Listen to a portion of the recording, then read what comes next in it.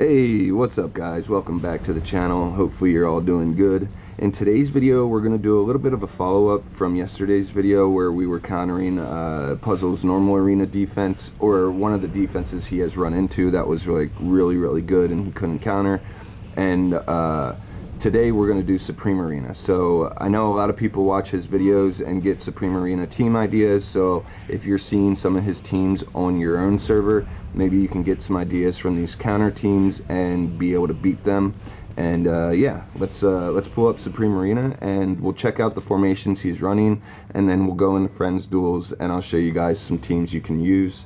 And yeah, let me pull up the formations. I'll have to take my team out and put his in, so let's just do that really quick. All right, there we go. Okay, so his first team is an Aaron, Olmis, Lenya, Siren, Niru team. So he's got this set up to really, so you can't use Lily May against it effectively, and that's not really an issue. I have a team that can actually beat this one, even though it doesn't even use a talent tree. So so yeah, it's actually an Aaron, Olmis, Siren, Hugin, Ludovic team. And I know you're probably thinking, like, why would you not activate a talent tree? But at the beginning of the season, like the early seasons of Supreme Arena, the talent trees aren't really that crazy yet, so you can kind of get away without running one. And Ludovic provides enough healing that when the enemy team pulls all your heroes in, they're getting pulled into his Everbloom field, so they're just going to heal up right away, and it's going to kind of negate that whole big damage thing that the Wilders do at the start of a fight. And yeah, it works out pretty well. So I'll show you guys that team. The next team he's running is this Freesto, Harak, Athalia, Ludovic, Shamira team. And this is on the special map with the Dunliner, so you're gaining very little amounts of energy. There's not going to be a lot of actives out here, so you're going to want to run a team that doesn't necessarily rely on their active. So there's all kinds of teams that are like this. Well, I guess there's not like a whole bunch of teams, but there are quite a few that you can put together that really, it doesn't matter if they get an active off or not. Actually, my normal arena defense or my normal arena team on offense is like this. You don't really need to get to an active. So heroes like Callan, Igor, Athalia, you know, that combination right there will have very good success against this team, because heroes like Harak and Athalia, they both rely heavily on resetting certain skills. So Tidal Assault from Harak, he needs to reset that so he can keep swimming under the battlefield and attacking heroes and doing tons of damage to them. But if you're running heroes like Igor, Tassie, Taylene, it's gonna trigger the cooldown for that skill, and he's not gonna be able to do what he normally does. It really counters him hard.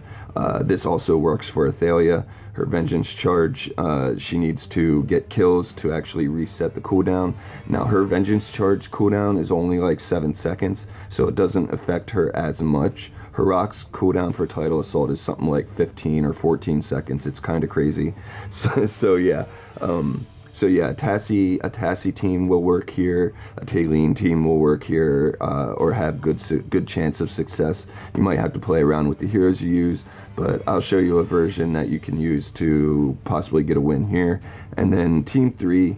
Team 3 is going to be really hard to test against, because we don't have a map that really looks like this at all in friendless duels, and I don't want to ask Atraxi to you know, swap his teams in and out and all this other stuff just so I can, you know, attack him.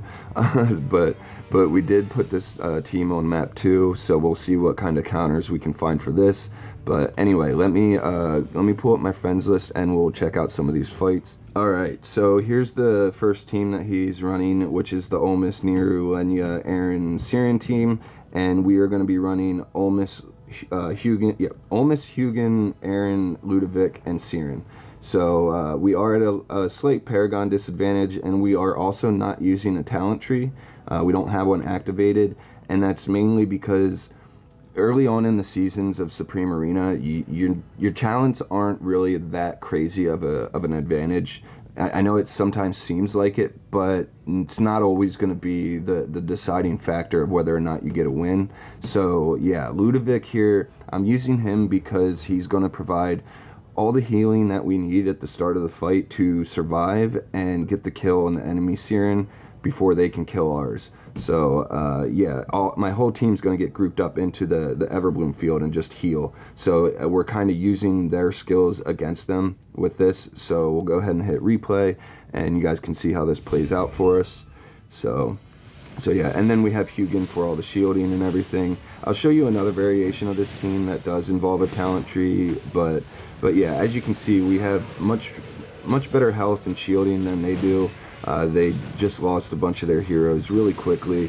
We get the quick Siren active out there, and then it's just down to the Olmus, who he just ends up taking a while to kill. He's a very tanky hero, but he's not going to get the win for him or anything. So yeah, you know, it is what it is. Anyway, let's just go ahead and exit this one, and I'll pull up another version of this team that can get some wins. All right, so here's the other version of the team, and we're using the Lightbearer talent tree here, and we've got Olmus, Aaron, Hugin, Vala, and Siren. So Vala is going to complete that Lightbearer faction tree, and she's going to help burst down the enemy Siren, which is one of the big things that or one of the reasons why this defense is successful. It's the enemy Siren. So if you can take him out really quickly, you're not really going to have much trouble finishing off the team, as long as your own heroes can survive, your own damage dealers can survive.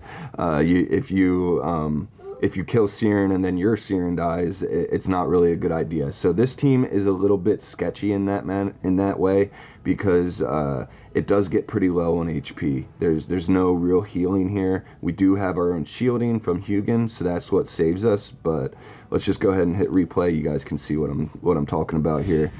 All right. So we pull everyone in, they pull us in.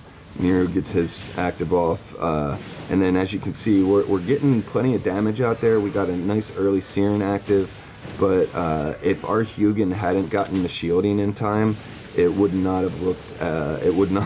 This fight would not have gone in our favor.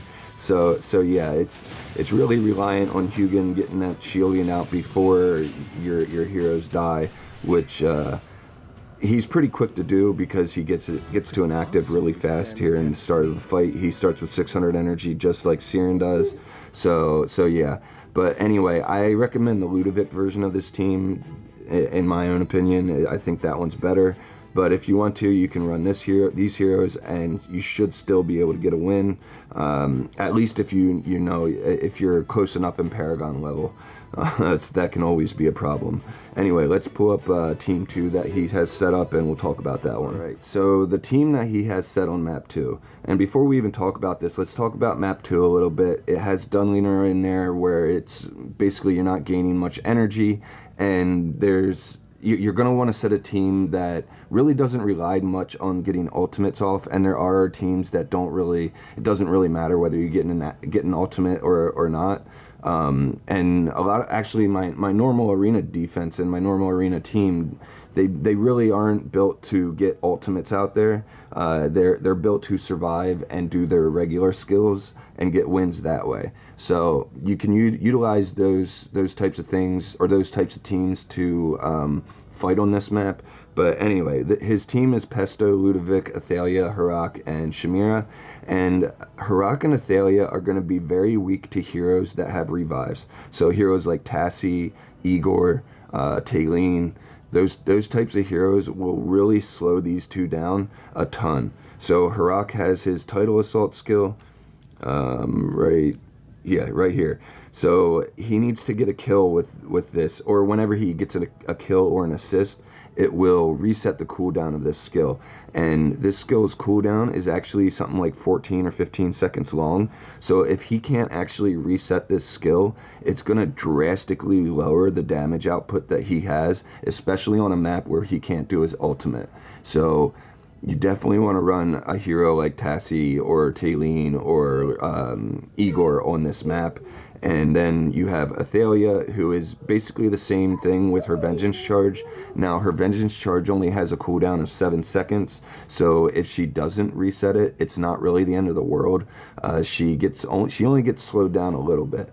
But Harak, you can really slow down with the heroes like I mentioned earlier. So yeah, we're gonna use Athalia, Igor, Tassi, Damien, and Haywin, and that's just mainly to hopefully keep Igor at a high enough health level that this artifact doesn't insta-kill him, because Shadow Blast artifact can counter Igor. So if you don't want to use Igor here, you could put Taylene in. That might be a better option.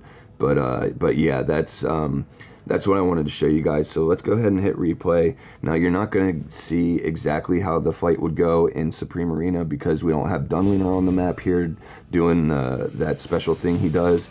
But you can see that Igor's not going to get, or not Igor, Harak isn't going to be as effective as he normally would because he can't reset the Tidal Assault skill. So right now he's really only getting kills with his active, and you can see that Tassi's still out there. He's not going to be able to reset the Tidal Assault that he just did. Then he's going to stand there, get stunned, and yeah. And a lot of the damage that Harak did in this fight was from his active. So if you were on the Supreme Arena map, he would have been shut down way more than what you just saw there. So yeah. Anyway, let's check out the last team and see what we can do for that one. All right, so this is the last team that he has on his defense, and it is Bonnie, Tassi, Taylene, Damien, and Lily May. And believe it or not, this team was actually really quite difficult to figure out. He's using the Light Call spell, so it's providing a little extra healing and whatnot. But yeah, it took me a little while to figure out a team to counter this, but I did find a team that successfully counters it most of the time. There is always RNG when Tassi's involved, so sometimes you might get a loss, but for the most part, this wins a huge chunk of the time. We're using the Lightbearer faction talent, and we've got Vala targeting Bonnie, and she should be able to do that on the actual Supreme Arena map. I know this isn't the same map, but it's kind of close to it. So yeah, you should be able to target the Bonnie with Vala, and then you can put your own Bonnie in, put Hugin in. Now, I did have Hugin on the first team, so you could find a replacement for him on that team if you want, or you could just focus on beating the first two teams. Because remember, you only need to beat two teams. You don't need to beat all three. But yeah, and then we've got Walker in here to provide an opening stun, plus anytime he crits, he's going to stun them and interrupt them, and he's just he's a pretty cool hero. I actually might invest in him a little bit more. I really like him. And then we've got Lily May to block any Tassi actives or Taylene actives that could end up screwing us over. And we are running Shadow Blast spell, and that's just so we can get the kills quicker on the heroes like Bonnie and things, because she's going to be releasing a lot of damage against me, and if I can't kill her quick enough, she's going to get the win for them. So let's go ahead and hit battle and see how this plays out. Alright, so stun the Taylene and the Tassi. The Bonnie's going to go down right there. Taylene died again. There goes, I think Tassi lost a couple lives so far. We killed their Lily May, it looks like. Tassi, we just need her to come back to life and just slowly waste her lives, I guess. It does take a little while. Let me speed this up. Okay, there goes Tassi, and there goes the Taylene. So we still had our Bonnie and our Lily May left. So yeah, this is a pretty reliable team. I can show you a couple other fights where it won too. So yeah, let me just go ahead and pull some of those up. Alright, so here's the same teams as before. And as you can see, I am at a severe Paragon disadvantage. It's full P4 version of this team versus P4. 3 P4s, a P3, and a P3. So actually it's not that much of a discrepancy here in the Paragon levels, but yeah, we can go ahead and hit replay on this one. You guys can see how this team does get wins pretty often against this one. So I'm hoping this will still work on the Supreme Arena map. It really should. I don't see why it wouldn't, but yeah, you'll have to test it out. But yeah, you can see we destroyed it that time. So yeah, it's definitely pretty solid. Hopefully you guys can run this team. But yeah, I guess that's going to be about it for today's video. I hope some of these counters will work for you, and if you're running into these teams on your own server, you're able to beat the person and rank up, you know. So yeah, I guess that's going to be about it. Discord link in the description below, and also I have a Loot Bar link down there too. So if you guys want to support me through Loot Bar, I really appreciate it. And yeah, if you can, please like and subscribe. I'll see you guys in the next one. I really like brownness, yeah. It's yummy. I play games with y'all.